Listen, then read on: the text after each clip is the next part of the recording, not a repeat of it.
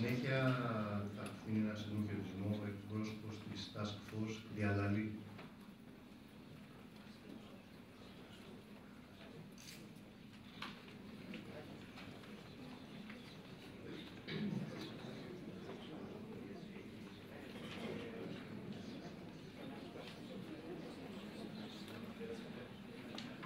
Κύριε Πρόεδρε, συνάδελφοι, σας ευχαριστώ πάρα πολύ για την πρόσκληση να απευθύνουμε ένα χαιρετισμό στην συνεδριά σας.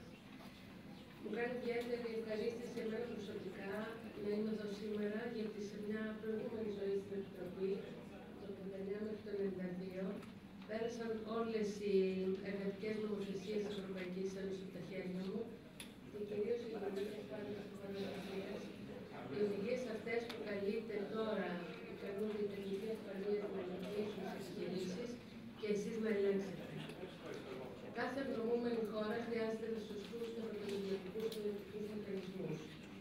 Και αυτή η χώρα, όπως ξέρουμε, έχει περισσότερους νόμους πιθανώς από ό,τι χρειάζεται και όχι πάντα σωστούς ελεγκτικούς μηχανισμούς. Το πρόβλημα είναι η εφαρμογή των νόμων και ο έλεγχος της εφαρμογής των νόμων.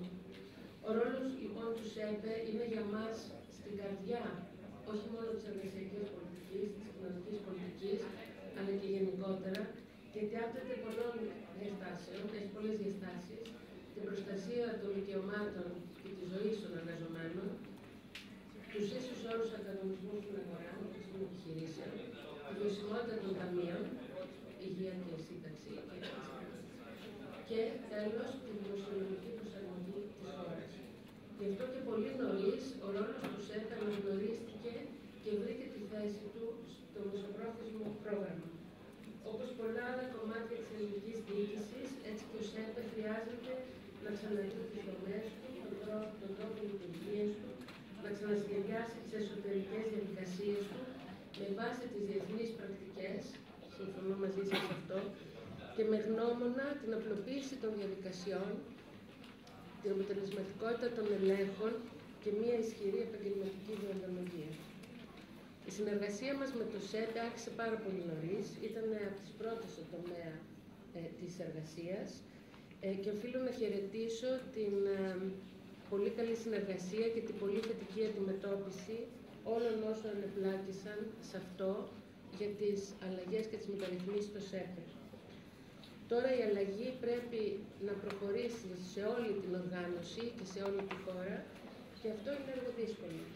Έχετε όμως ένα πρόγραμμα δράσης το οποίο συντάξατε με το Διεθνές Γραφείο Εργασίας, το οποίο εμείς στηρίξαμε και το οποίο ελπίζουμε ότι θα εφαρμόσετε και είμαστε πάντα στη διάθεσή σας, του ΣΕΦΕ, για ό,τι άλλο χρειαστείτε από θέματα τεχνικής, εξωτερικής τεχνικής βοήθειας. Ευχαριστώ.